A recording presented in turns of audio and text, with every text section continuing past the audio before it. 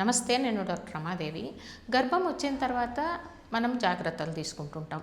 కానీ గర్భం ప్లాన్ చేసుకోవడానికి ముందే ఒక 3 జాగ్రత్తలు తీసుకుంటే ఆరోగ్యకరమైన బిడ్డ పుట్టే అవకాశం ఉంటుంది. అట్లాగే తల్లికి కూడా గర్భంలో ఏ రకమైన ఇబ్బంది లేకుండా ఉంటుంది.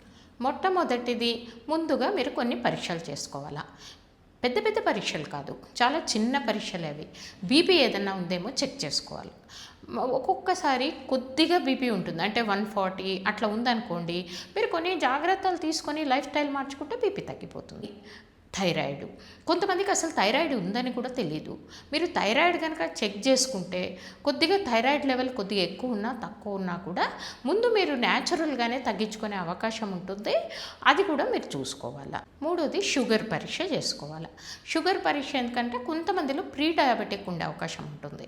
అలాంటప్పుడు బేబీకి ఇబ్బందులు వస్తాయి కాబట్టి ముందుగానే దాన్ని తెలుసుకొని మీరు కనుక తగిన జాగ్రత్తలు తీసుకుంటే అది కూడా ప్రాబ్లం లేకుండా ఉంటుంది. ఫోలిక్ యాసిడ్ అనేది బిడ్డ మెదడు డెవలప్మెంట్కి చాలా ఇంపార్టెంట్. కాకపోతే ఇది గర్భం నిలిచిన వెంటనే ఫోలిక్ యాసిడ్ ఇస్తుంటారు.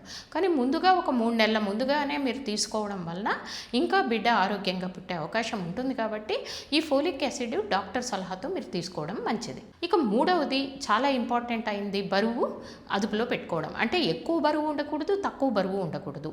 ఎక్కువ బరువు ఉన్నా కూడా బిడ్డ కాంప్లికేషన్స్ రావడము, బీపీ రావడము, ఇలాంటి ప్రాబ్లమ్స్ ఉంటాయి.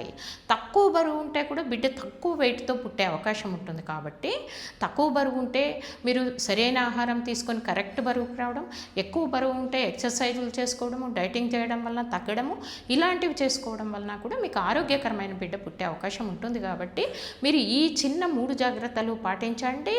గర్భం రావడానికి ముందే ఈ 3 పరీక్షలు చేసుకోండి. దాని నుంచి మీకు ఆరోగ్యకరమైన బిడ్డ పుడుతుంది.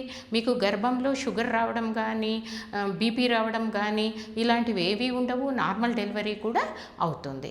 మీకు నా ఈ వీడియోలు నచ్చుతుంటే లైక్ చేయండి, షేర్ చేయండి. ఇప్పటి వరకు సబ్స్క్రైబ్ చేసుకోకుంటే సబ్స్క్రైబ్ చేసుకోండి. ఇంకొక వీడియోతో కలుసుకుందాం. అంతవరకు సెలవు.